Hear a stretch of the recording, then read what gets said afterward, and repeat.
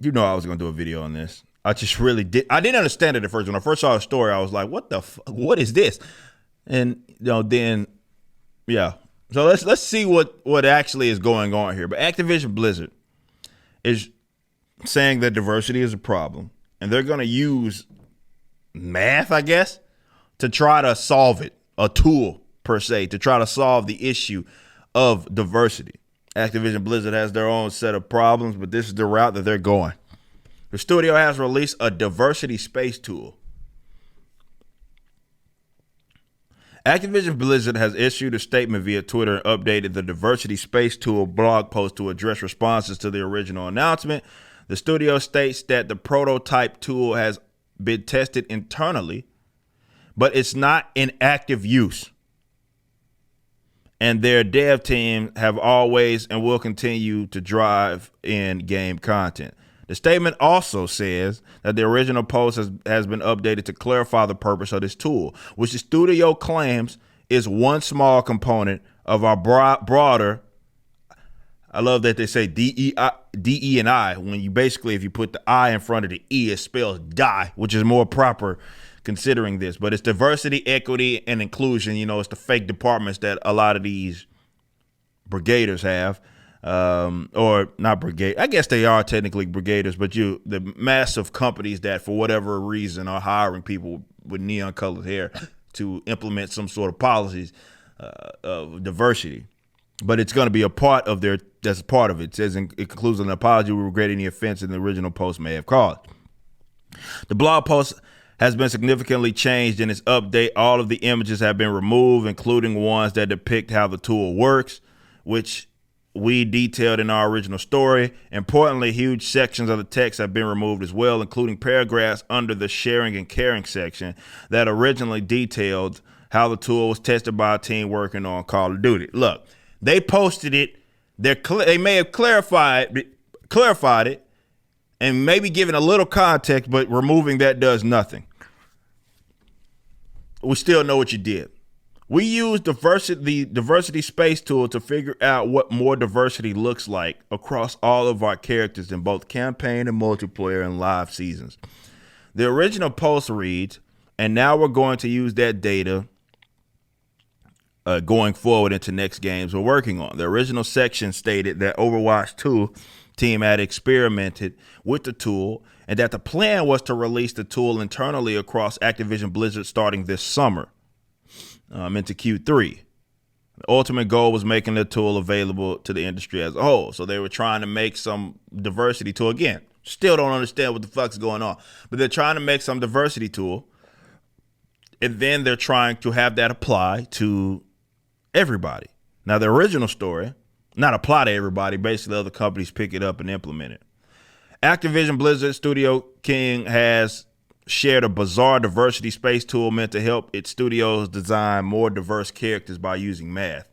In a blog post published May the 12th, the studio lauds its tool as a leap forward for inclusion in gaming. That was created alongside the MIT Game Lab for use of character development or in character development. The post uses characters from Overwatch universe as examples, plotting them on a graph based on elements like gender, body type, physical ability, and cognitive ability, sexuality, and more. The tool is apparently meant to be used as a frame of reference for future character development, okay? Once it establishes a baseline for typical character traits, it can weigh new character designs against it to measure their diversity. During this process, the tool can also uncover unconscious bias, such as why certain traits are seen as male versus female, or why characters from certain ethnic backgrounds are given similar personalities or behaviors. So they're trying to use technology to rid their industry of lack of diversity, I guess, but they're also trying to I guess, rid of what is done unconsciously, that you're not necessarily aware that you're doing it, but you're doing it. See, this is the type of goofy stuff that you have to be prepared for. I think for the short term, I'm not going to say it's going to happen long term, but I think for the short term, you have to consider that these companies are going in a direction and we're entering, it may get just a tad worse before it gets better, in the sense that a lot of these efforts are going to sound ridiculous to us, but that's only because we're rational people and they're irrational people. They made a severe mistake, okay? The mistake was allowing these guys and their mental illnesses to go undiagnosed. But not just that. It's one thing to ignore them. We gave them power. Instead of just telling them you're a fucking idiot, we said, here's a job.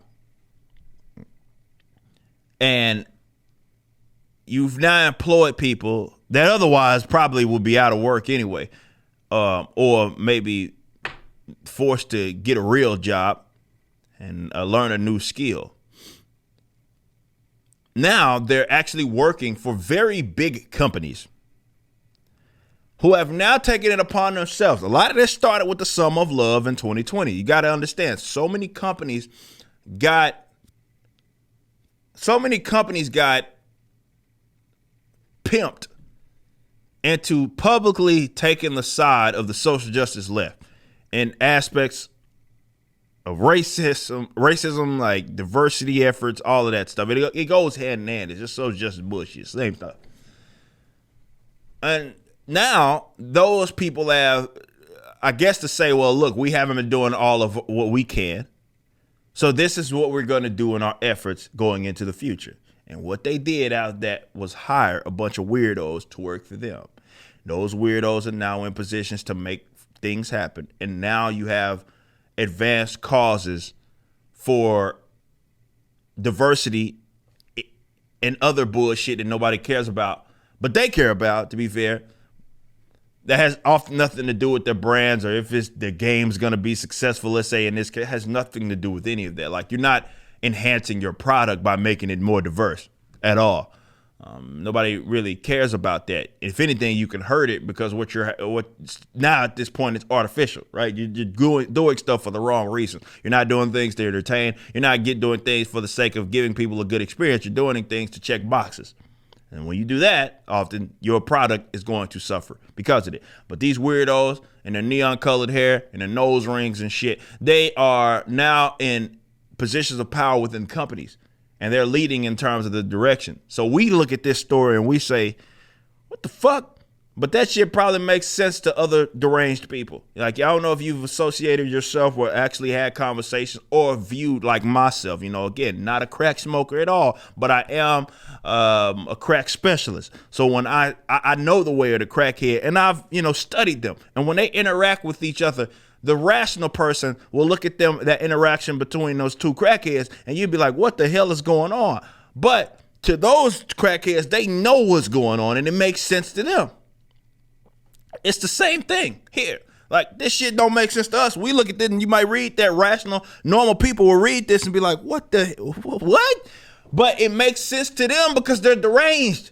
They're in the same, bubble of retardation. It works. So you think when it gets more and more ridiculous and you're like, what the fuck does diversity or this gay shit have to do with Oreos? But Oreos comes out with some fucking, I don't get it, some ad somehow conflating that with being homosexual. I don't know. It doesn't make sense.